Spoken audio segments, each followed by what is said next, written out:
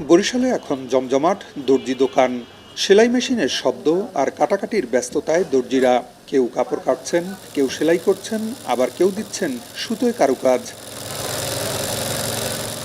শবে বরাতের পর থেকেই নগরীতে ধীরে ধীরে বাড়তে থাকে পোশাক তৈরির চাপ।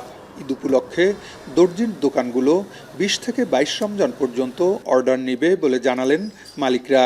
লেহেঙ্গা সেট, স্কার্ট সেট, তারপর বাচ্চাদের ফ্রক, কুচি ফ্রক, এইসব বিভিন্ন সব কিছুই মিলেই দিলেই ভালো। গতবার তো কম ছিল, এবার একটু বেশি। এখন এবার তো প্রথম শবে বরাত থেকেই আপনার কাজটা শুরু হয়েছে আমাদের।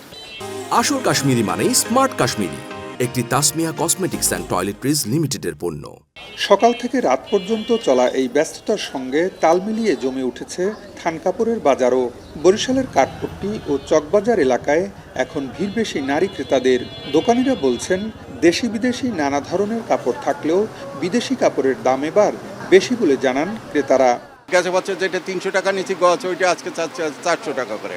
দোকানিরা বলতেছে তারা কিনতেছে বেশি দামে, এখন আমাদের কাছ থেকে তো একটু বেশি নিবেই। ৩০-৪০ টাকা এরকম গজপতির দাম বেশি সব কিছুরই। থরে থরে সাজানো নানা রং ও ডিজাইনের কাপড়, সুতি বিনে সুতি, ছাপা, একরঙা, কাতান, সিল্ক, জর্জেট সহ রয়েছে বিভিন্ন ধরনের কাপড়। ভারত থেকে কাপড় না আসায় চীন থেকে আমদানি করা কাপড় এবার বেশি দেখা যাচ্ছে।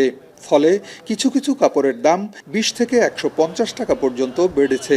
গতবার ছিল শুধু নেটের মধ্যে, এবার আসছে আপনার অর্গানজা আসছে, টিস্যু আসছে, ভালো মানের আমদানি জর্জেট আসছে। ডলারের দাম যেহেতু এবার অনেক বৃদ্ধি, সেই জন্য মালের দাম কিছুটা বৃদ্ধি পেয়েছে, কিন্তু তুলনামূলক অতটা না। ইন্ডিয়ান মাল তো এখন একটু কম ঢোকে, যার জন্য দামটা একটু বেশি, অনেক বেশি তা না, কিছুটা বেশি।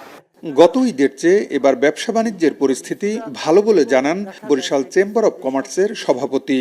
এবার জিনিসপত্র স্বাচ্ছন্দ্যে মানুষ ক্রয় করতে পারতেছে।